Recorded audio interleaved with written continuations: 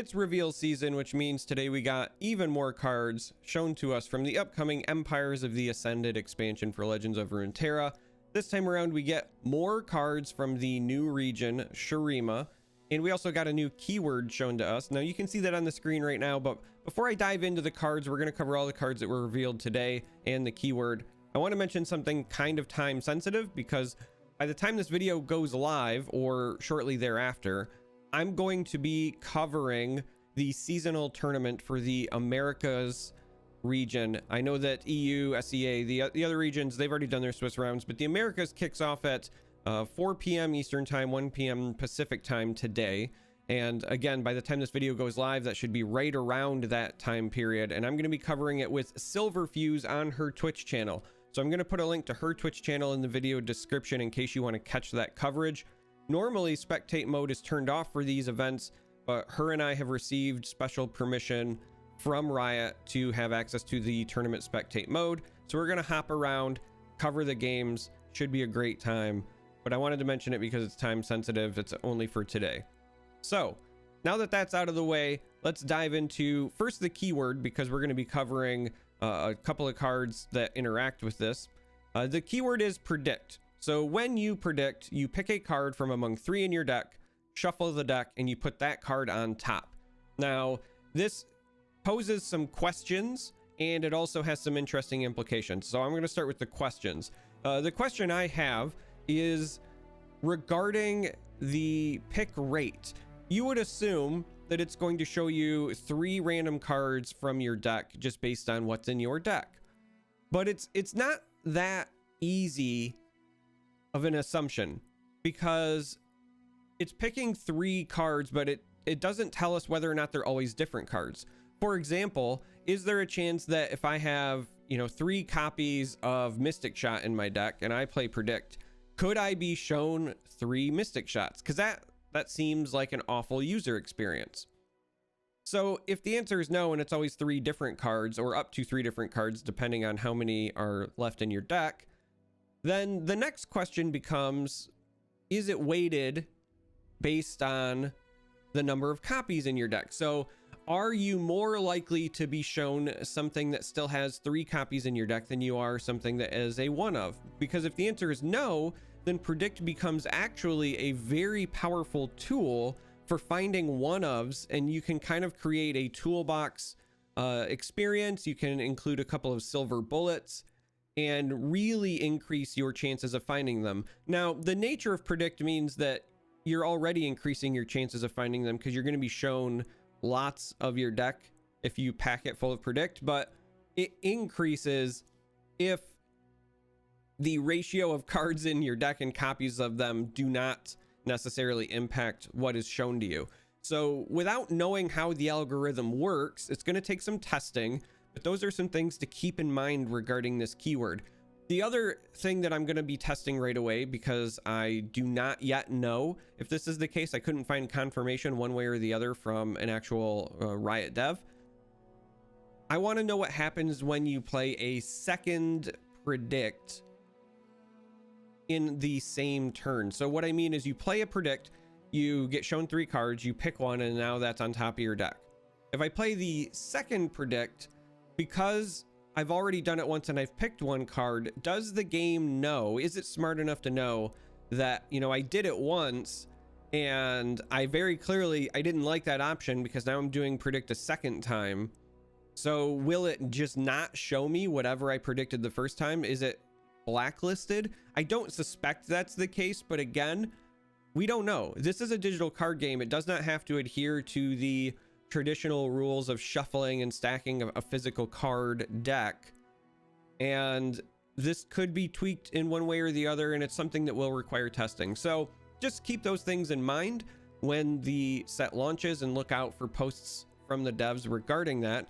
And the last thing I want to mention about Predict is that because the card goes on the top of your deck, this is going to make allegiance triggers a lot more relevant. Before, you used to have to jam your deck full of a bunch of cards from a specific region to increase the chances of finding your allegiance when it matters the most. But now Predict can create a kind of combo experience of sorts. It's almost like Nightfall, but for allegiance triggers, where if you play Predict, as long as you pick a card from the region that you want the allegiance trigger from, you can then play the allegiance after the Predict to get the desired result.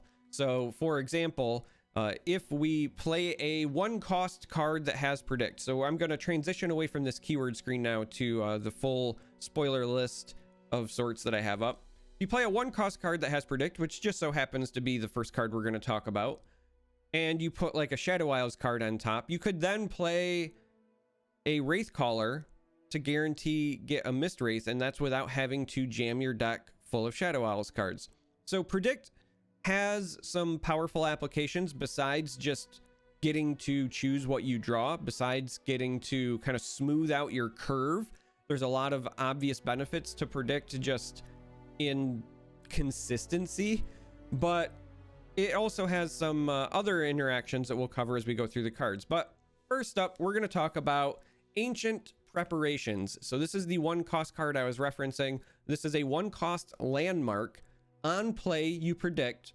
Now it says countdown 2, and as we know from before, countdown is something that happens once per turn, and then when it hits 0, you do the thing.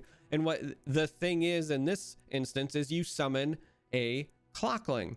And a Clockling is a 1-cost 2/2 unit, which we see here shown as well. Now it is worth noting, Clockling does not have a rarity gem, so this is strictly a token. That means Clockling will not be a playable card in the set. It's only created from other cards, in this case Ancient Preparations. Now this is interesting because it's a delayed value 1-drop, so it's not the sort of thing you want to run in an aggressive lineup because you want that early body to start getting chip damage in right away. But if you're just planning on using cheap units to stall while also smoothing out your draws, and if you want a cheap way to get Predict triggers, Ancient Preparations exists. And I think that that is something that will be worth considering depending on how many cards with Predict exist. Because if you're really going to be relying on Predict to get certain triggers or again find certain combo pieces, a cheap inclusion like this to just get a Predict makes sense. But it's going to depend on your total number of sources of Predict. Basically, what do you have to include in your deck to hit a critical mass of Predict if that is the direction you want to go? That's the real question here. So we've covered Preparations and the Clockling that it creates. So now I want to talk about these next 2 cards, which I absolutely adore because they are kind of 2 pieces to a story, 2 pieces to a puzzle. And I love it when Runeterra does this. We've seen this in cards like Cytheria, for example. So first we have Kahiri the Student. Kahiri as a student is a 3-cost 3/3, and when he is summoned, you grant him +1/+1 if you've predicted this game. So 3-cost 3/3 that becomes a 3-cost 4/4 if you've predicted at least once in the game. Nothing super amazing there, but a 3-cost 4/4 has been playable in the past in certain mid-range lineups. I don't know if that will end up being the case here because so far Shurima has felt either combo-y or aggressive, at least in the cards we've seen thus far. But again, a whole lot of region left to see. Who knows? So Kahiri the Student eventually becomes Kahiri the Returned. So Kahiri the Returned is a 6-cost 4/4 with Fearsome. So he's scary, having returned from wherever he went. And now he says, when I'm summoned, create a copy of me in your deck. When you see me in a prediction, grant all allied copies of me everywhere +2/+2. So this card is awesome from a flavor standpoint. I am so excited about this. This card represents like time travel. So you have Kahiri the Student, and he just wants you to predict something, and then he's like, oh, I'm a little bit better because I'm a student studying time travel. And then you have Kahiri the Returned, who literally is now traveling through time, and the more you see him through time, the more powerful he becomes because he just keeps traveling through time. And then when he is created,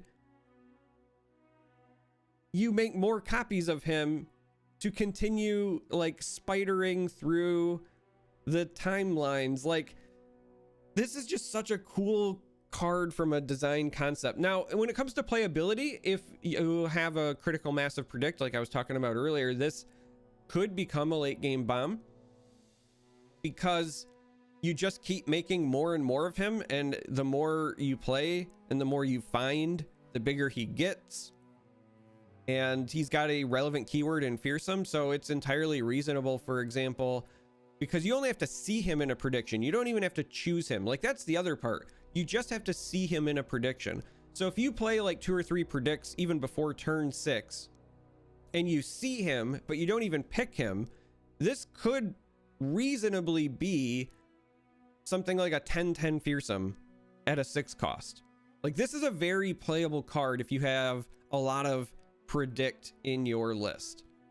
This is more what I was thinking when I said that Shurima in many ways kind of feels like a combo-y region, and then I also see some good aggressive tools. But this card is neat from a flavor standpoint. I adore the way that it was designed because of the way that it does a great job of like representing time travel, and the more that he does it, the more powerful he becomes. I just love it. But also, this is, in my opinion, potentially a very playable card in a predict heavy deck. We're going to move on and we're going to talk about another landmark now. This is Preservarium. This is a 2-cost landmark, and it says when I'm summoned, draw 1. And it has a countdown of 2, which then lets you draw 1. So this is just a 2-cost draw 2, but the second draw is conditional and delayed. I say conditional because theoretically somebody could blow up a landmark. Unless there are new landmark removal destruction tools granted, I don't think that's very cost effective, at least given the existing ones. So it's probably safe, but theoretically, if they really don't want you to draw that second card, they could blow this up. But otherwise, I think this is just neat. It's a great, pay 2, draw 2. It could help smooth out your hand in the early game as far as finding things. And, as I talk about combo oriented decks, like right now we've got a turn 1 landmark that lets you predict, and then you get a body. And now maybe on top of that, you have a turn 2 landmark where you draw an extra card, and then a couple of turns later, you draw another card. And if you're jamming in even more predict, this could produce an archetype where you see a good chunk of your deck almost every game. In many ways, this is giving me flashbacks to early Gwent days. So I don't know how I feel about it yet, because as cool as it is to draw a ton of cards and or see a bunch of cards, you have to find relevant cards, and you're gonna have to balance that. You can't just draw forever and expect that to be enough to win. Now, right now in the game, there are some very effective tools to win with if you're drawing a bunch of cards. Twisted Fate is a very popular option. Obviously, Ezreal and being able to continue to draw targeted options, that's been great lately. He's been paired with Hexcore Foundry, for example. Like, finishers exist, but I just do want to give that caveat of you can't just predict and draw and expect to win. Like, you have to find relevant things. I guess I have faith that those things will exist. All right, we're moving on because I'm getting ranty at this point. Promising Future. This card is very interesting. This is a 4-cost slow spell. It says grant an allied landmark the phrase my countdown completion effect activates twice. So again, this is a 4-cost slow spell, but it doubles the countdown completion effect. So why is this interesting to me? Well, first, this is the first buff that we've seen specifically designed for landmarks. So I don't know if this is going to be the only one or if we're going to see other potential buffs for landmarks, but it's new territory. But also, thus far, the landmarks that we have seen that have countdown effects have all been low-cost landmarks with marginal payoff. A 2/2 body is nothing to write home about. Drawing 1 extra card, great, but not outstanding. And even with the Sun Disk, for example, that creates something that doesn't give you a whole lot of benefit if it activates twice. So Promising Future to me feels like it is designed for a landmark that we have not seen yet, because otherwise paying 4 at slow speed for the existing landmark effects just feels awful, just outright awful, not good. So this tells me whether it's coming in this set or a future set, whatever it is, this tells me that there is going to be a landmark that exists that makes investing 4 mana at slow speed worth your risk, worth your time, on a countdown effect, no less, which means that you have to get this off and then the landmark has to survive to trigger the countdown effect as well. Like, there's that other piece of the puzzle. So this is a very slow, high risk play. So the effect has to be amazing. And I just haven't seen anything yet that fits that description. So keep your eyes out when more cards are revealed or when we finally get to see the whole set. All right, next up is Aspiring Chronomancer. This is a very simple card, but effective. This is a 2-cost, 2/3, and it simply says play, predict. Great early game drop if you are trying to smooth out your curve. If you're trying to get that critical mass of predict, it's great in that regard. I will revisit this card in a moment because I think the most interesting thing about this card is the artwork. Now, as you're staring at it here on the screen, you might not realize it. It's very much like in the corner, but there is something that's pretty important in the artwork for this card, and I'm going to revisit it at the end. So the last card here is Xenotype Researchers. This is a 3-cost, 3/3, and it says when I'm summoned, grant 3 random allies in your deck, +3/+3. Now, if you're coming from the Elder Scrolls Legends, this is going to feel a lot like Galen, but it's not quite the same. Galen let you choose the card that you were granting the +3/+3 to, and then Galen also shuffled additional copies back into your deck, which is a bit different from just granting existing allies in your deck +3/+3. Also, this is random. You don't get to choose the ones that it lands on. So now that I've covered like the differences between the Elder Scrolls Legends equivalent in this card, for those who are coming from that background, I want to talk about why this card is really interesting in Shurima, and that is obviously predict makes it way easier to find the cards that you have buffed. And if you are running that critical mass of predict I had talked about, where you can consistently shuffle through and find what you're looking for, this has the potential, now not always going to hit it, but it has the potential to represent a 3 mana 12/12 in stats, which is absurd value. Now, I think that this card actually becomes playable and potentially worth it if you even just hit 1 ally per game consistently, because now that's a 3-cost 6/6 in stats. And it's even better if the +3/+3 starts landing on relevant threats. So you think about something like, you know, this lands on Teemo and he's a 4/4. Well, that's a heck of a Teemo to deal with, or a Zoe, right? Late game, when it feels bad to play those 1/1 elusive champions, you know, you've missed your window of early game opportunity. Suddenly they're a lot more manageable.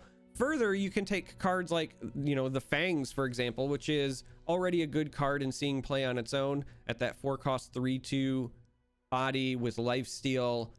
But suddenly, if that card is a 6/5 with lifesteal and you're invoking, it's insane, right? So this card has caught my eye. I think that the deck building opportunities with this card and how you utilize it are going to be very interesting. I love it. I know I've said the word interesting a lot. It's been a bit of a crutch word this video, and I'm chastising myself as I talk through this pseudo live. It's not live to you, obviously it's recorded, but I'm recording this unscripted live because it's a reaction video.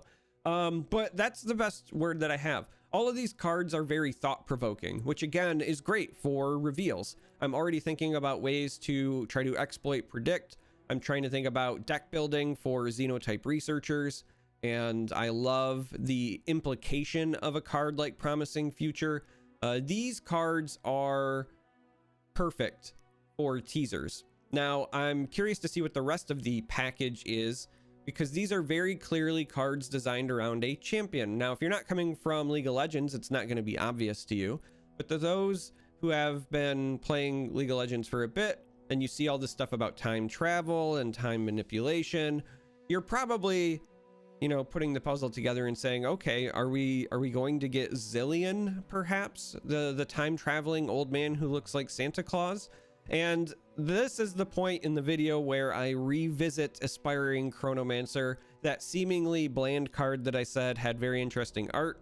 So we're going to go ahead and just go to the blown up version of the art, because you can't really see it. I'll put the card back up. You can't really see it there. You can see like the hair of Zillion kind of by the arm, but when you see the full art of the Aspiring Chronomancer, it turns out there is a actual Chronomancer in the background in Zillion. So I would assume that the next champion reveal we get will be a continuation of this theme, and we'll see Zillion, and it'll be something to do with Predict. And I'm looking forward to it. I like what I've seen from these cards. The package is intriguing, and it provokes deck building dreams, right? The kind of thing where you're just, you know, you're sitting around the house, maybe you're doing the dishes or folding the laundry, and you're daydreaming about the kind of decks that you want to build in Legends of Runeterra. This is a package that has me doing just that. So anyway, if you've made it this far, I appreciate you. Thanks for listening to my rants. Swing by Silverfuse's stream if you catch this within like the first, you know, 1 to 4 hours of this video being up on YouTube, because again, live coverage will be going on over there. I love you all, and I'll see you in the next reveal video.